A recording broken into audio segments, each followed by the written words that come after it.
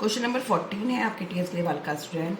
तो स्टार्ट करते हैं। इस क्वेश्चन को सॉल्व नहीं करना, इसमें बस आपको बताना है कि कौन से ऐड किए हैं और कौन से डिडक्ट करने हैं आपको, ठीक है। बस जस्ट आपको मैं बताने के लिए मैंने ये क्वेश्चन राइट डाउन भी कर लिया है। आप इसको क्या करेंगे, बस पढ़ेंगे और पता करेंगे अकॉर्डिंग किसके अकॉर्डिंग चल रहे हैं क्वेश्चन, सारे पासबुक के अकॉर्डिंग चल रहे हैं। Bank had allowed interest and credit by the account by ₹5,000। अब इंटरेस्ट है तो इंटरेस्ट मिला होगा। अब इंटरेस्ट मिला होगा तो सीधा कहाँ मिला होगा, पासबुक पड़ गई होगी, बट कैश बुक में रिकॉर्ड नहीं हुआ होगा, ठीक है। तो फर्स्ट ट्रांजैक्शन हमारी क्या हो जाएगी, फर्स्ट ट्रांजैक्शन मेरी माइनस हो जाएगी। आपको बस समझाने के लिए क्वेश्चन कर रही हूँ, मैं कुछ लिखूंगी नहीं, बस समझने के लिए।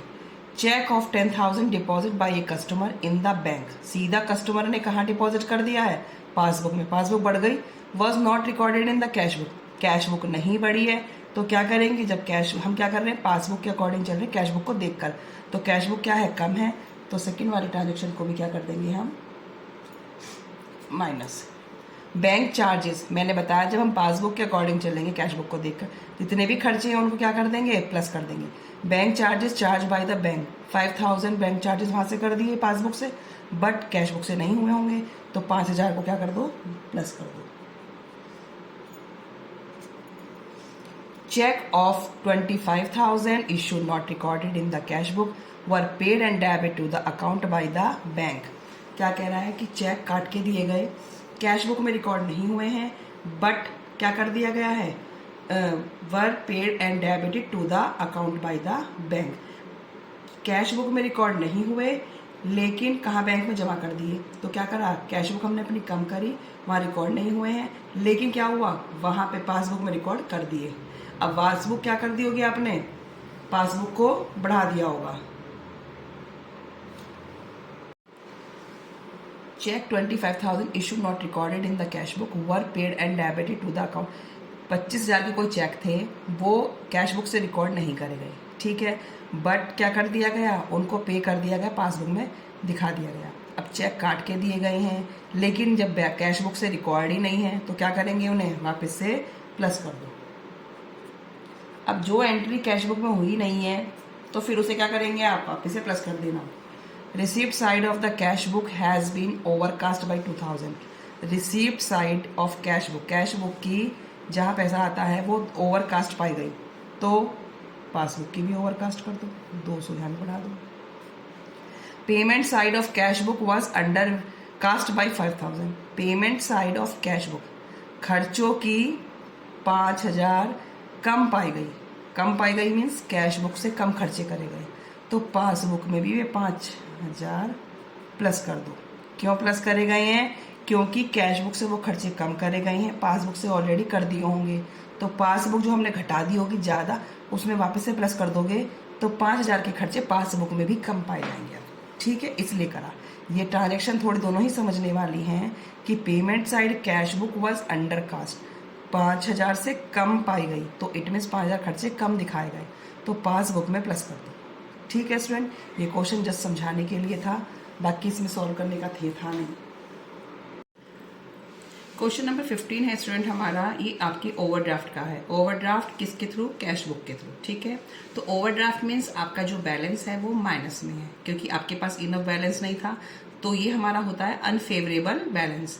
तो स्टार्ट करते हैं। क्वेश्चन नंबर 15 है टीएस ग्रेवाल का। On 1 January 2024 Naresh had an overdraft of ₹40,000 as show by his cash book in the bank column.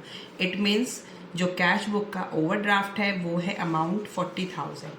तो आप पहले जब फेवरेबल बैलेंसेस था तो आप क्या लिखते थे, debit balance as per cash book, but अब क्या लिखेंगे, credit balance as per cash book, ठीक है, या ब्रैकेट में ओवरड्राफ्ट। तो ये आपका माइनस का बैलेंस है, इसे आप 40,000 को माइनस में रख देंगे। अब आगे देखो, check amounting to ₹10,000 had been deposited by him but were not collected by the bank on 1 January 2024। तो चेक डिपॉजिट करे गए हैं, check deposited but not collected। ठीक है, चेक डिपॉजिट करे गए, कैश बुक बढ़ा ली, बट पासबुक में वो एंट्री नहीं हुई है, तो क्या करेंगे आप, इसको माइनस कर देंगे। कितने से? 10,000 से। आपको बस ओवरड्राफ्ट वाला बैलेंस को माइनस में रखना है, बाकी अब जिस तरीके से ट्रीट करते हैं ना वैसे ही करना।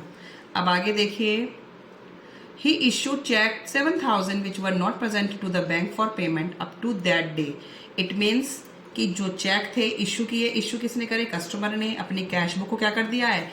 कम कर दिया है, बट पासबुक वही की वही है, तो क्या कर देंगे? और डिपॉजिट भी हुए नहीं, तो क्या करेंगे आप? Cheque issued but not presented for payment 7,000। अब आगे देखो, there was also a debit in the passbook of ₹600 for interest. Passbook के डेबिट में 600 का इंटरेस्ट। पासबुक का डेबिट क्या होता है? विड्रॉन होता है। तो इंटरेस्ट क्या किया गया होगा? कोई इंटरेस्ट चार्ज किया गया होगा, वो तो निकाला गया होगा। पासबुक कम हो गई तो कैश बुक को भी क्या कर दो? कम कर दो।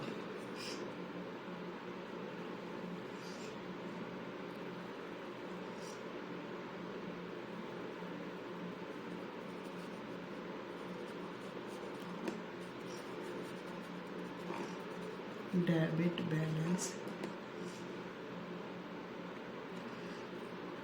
इन पासबुक,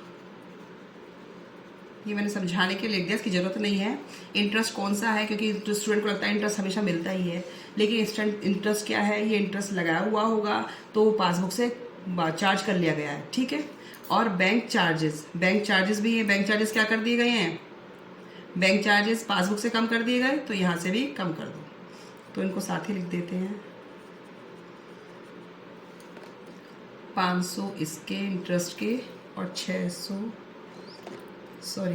तो इसके आ गए और 500 आ गए मेरे, ठीक है। अब इसका टोटल कर लेंगे। ये टोटल आएगा मेरा